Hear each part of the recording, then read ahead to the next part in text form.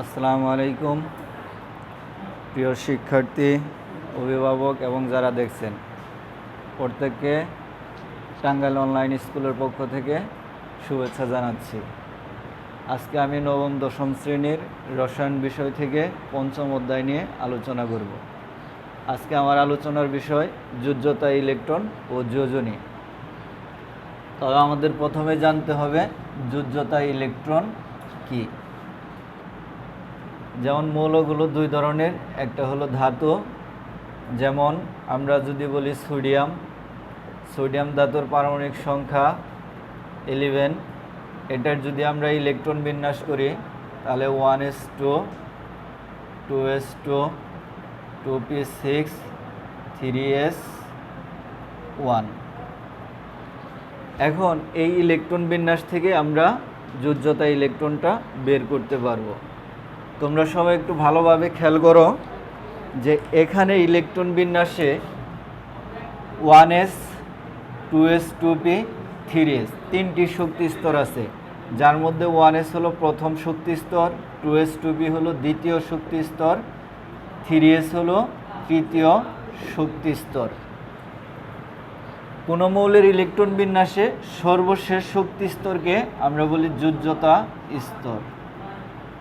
সর্বশেষ শক্তি স্তরকে আমরা কি বলবো তাহলে? যোজ্যতা স্তর। এই যোজ্যতা স্তরে যতটি ইলেকট্রন থাকে তাকে আমরা ওই মৌলের যোজ্যতা ইলেকট্রন বলবো। যেমন এখানে দেখো সোডিয়ামের শেষ কক্ষপথে অর্থাৎ যোজ্যতা স্তরে একটি ইলেকট্রন আছে। কয়টি আছে? একটি। তাহলে সোডিয়ামের যোজ্যতা ইলেকট্রন হলো সোডিয়ামের যোজ্যতা ইলেকট্রন, তাহলে কত লিখব? 1। তাহলে সোডিয়ামের যোজ্যতা ইলেকট্রন হলো 1। ঠিক অনুরূপভাবে যদি আমরা আরও মৌলের ইলেকট্রন বিন্যাস দেখি, যেমন ধরো অ্যালুমিনিয়াম পারমাণবিক সংখ্যা হলো 13। যদি ইলেকট্রন বিন্যাস করি 1s2 2s2 2p6 3s2 3p1, তাহলে তোমরা বলো তো এখানে যোজ্যতা স্তর কোনটা? সর্বশেষ শক্তি স্তর 3s 3p, এটা হলো যোজ্যতা স্তর। এখন এই যোজ্যতা স্তরে দুটি অরবিটাল আছে, একটি হলো 3s আর একটি হলো 3p। এখন এই যোজ্যতা স্তরে দেখো মোট ইলেকট্রন আছে 3s এ 2টি এবং 3p-তে 1টি, তাহলে মোট কতটি আছে? 3টি। তাহলে আমরা বলতে পারি অ্যালুমিনিয়ামের যোজ্যতা ইলেকট্রন 3। তাহলে অ্যালুমিনিয়ামের যোজ্যতা ইলেকট্রন সমান সমান 3। তাহলে আমরা খুব সহজেই বুঝতে পারলাম যে কোনো মৌলের ইলেকট্রন বিন্যাস করলে সেই মৌলের ইলেকট্রন বিন্যাসের সর্বশেষ শক্তি স্তরে যতটি ইলেকট্রন থাকে তাকে ওই মৌলের যোজ্যতা ইলেকট্রন বলে। তাহলে আমরা অনুরূপভাবে অধাতুর ইলেকট্রন বিন্যাস দেখতে পারি।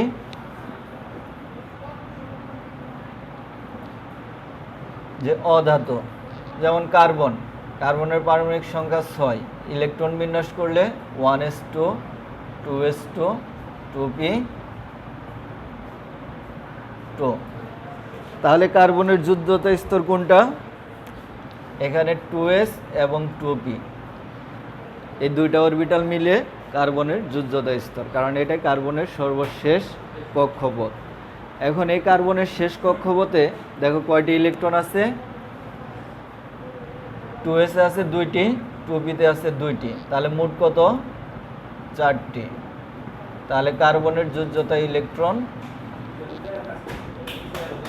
কত হলো? 4। কার্বনের যোজ্যতা ইলেকট্রন কত? 4। এরপরে আমরা আরেকটা মৌল নিতে পারি অক্সিজেন, যার পারমাণবিক সংখ্যা 8। ইলেকট্রন বিন্যাস করলে 1s2 2s2 2p4। তাহলে অক্সিজেনের যোজ্যতা স্তর হলো 2s 2p। তাহলে এই 2s 2p-তে মোট ইলেকট্রন আছে s এর 2টা আর p-তে হলো 4টা, তাহলে মোট আছে 6টি। তাহলে অক্সিজেনের যোজ্যতা ইলেকট্রন হলো 6।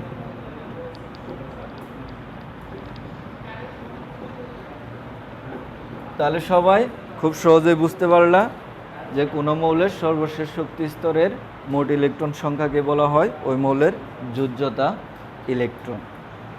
তাহলে আমরা এটা খুব সহজেই বুঝলাম। এখন যোজনীটা কি এটা আমাদের জানতে হবে। যে যোজনী হলো যে একটা মৌল আরেকটা মৌলের সাথে যুক্ত হওয়ার ক্ষমতা। এখন একটা মৌল যে আরেকটা মৌলের সাথে যুক্ত হবে সেটা হাইড্রোজেন বা ক্লোরিন, যে একটি হাইড্রোজেন বা একটি ক্লোরিনের সমতুল্য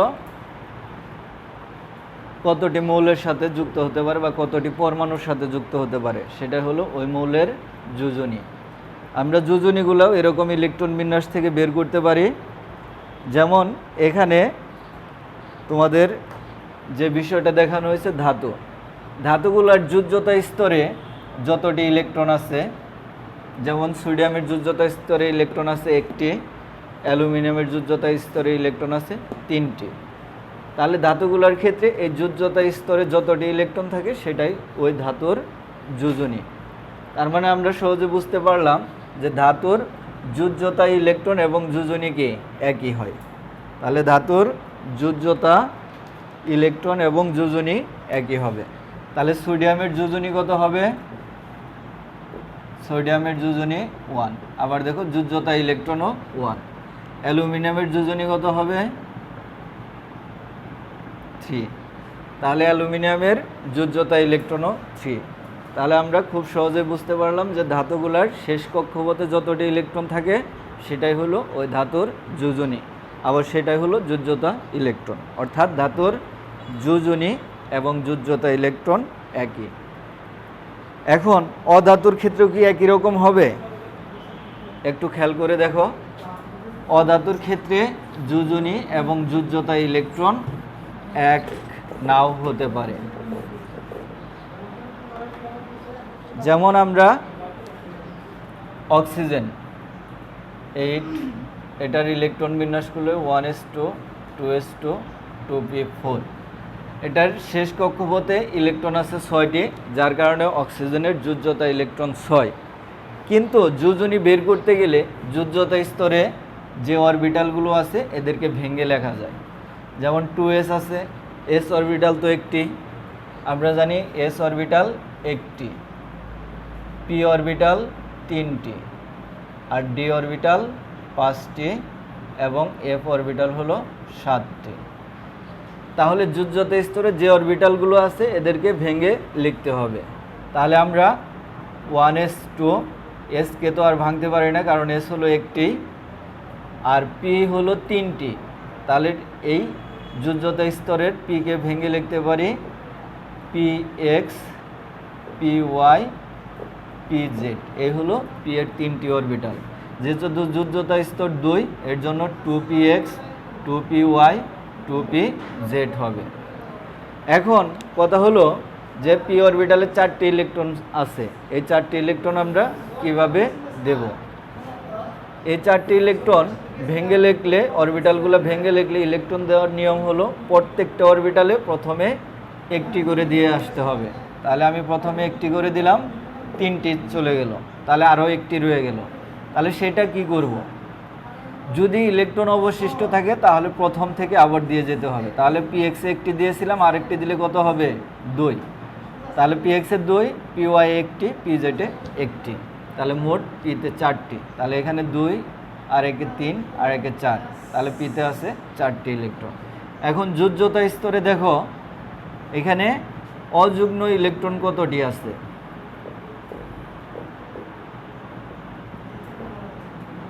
যোজ্যতা স্তরে 2s2 এখানে জোড়ায় আছে, 2px জোড়ায় আছে, 2py এ 1, 2pz এ 1, এগুলো হলো অযুগ্ম, বিজোড় অবস্থায় আছে।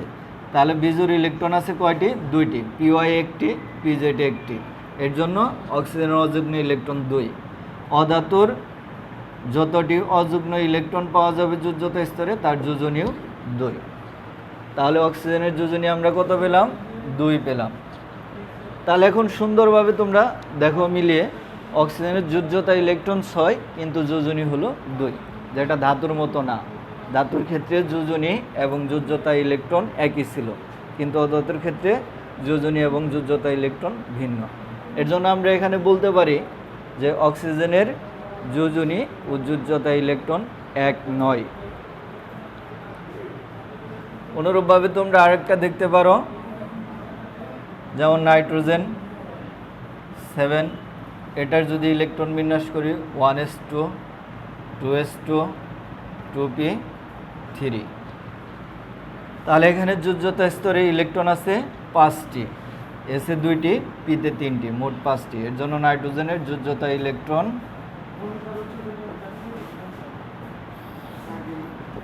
5। কিন্তু যোজনী কত হবে? আগেরটার মতো দেখো, যোজ্যতা স্তরে অরবিটালগুলোকে ভেঙে লিখতে হবে। এসকে তো ভাঙতে পারি না, এস এটাই থাকবে। যোজ্যতা স্তরে পিকে ভাঙতে পারি 2px 2py 2pz। তাহলে পি অরবিটালে কতটি ইলেকট্রন আছে?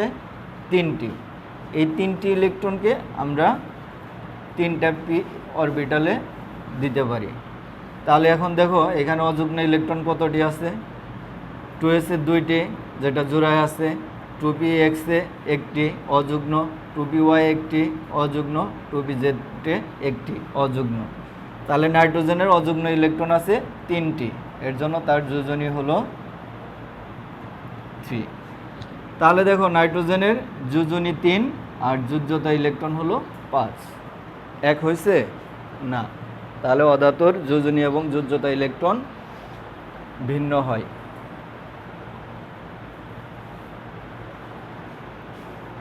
তাহলে আমরা এভাবে মৌলগুলার যোজ্যতা ইলেকট্রন এবং যোজনী দুটাই নির্ণয় করতে পারব।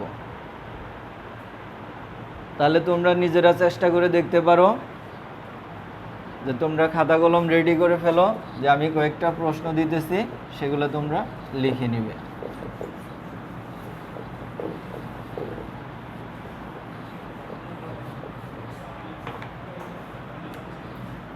1 নম্বর প্রশ্ন হলো যোজ্যতা ইলেকট্রন কি? 2 নম্বর কোশ্চেন হলো যোজনী কি? আর 3 নম্বর কোশ্চেন হলো যে ক্লোরিনের যোজনী ও যোজ্যতা ইলেকট্রন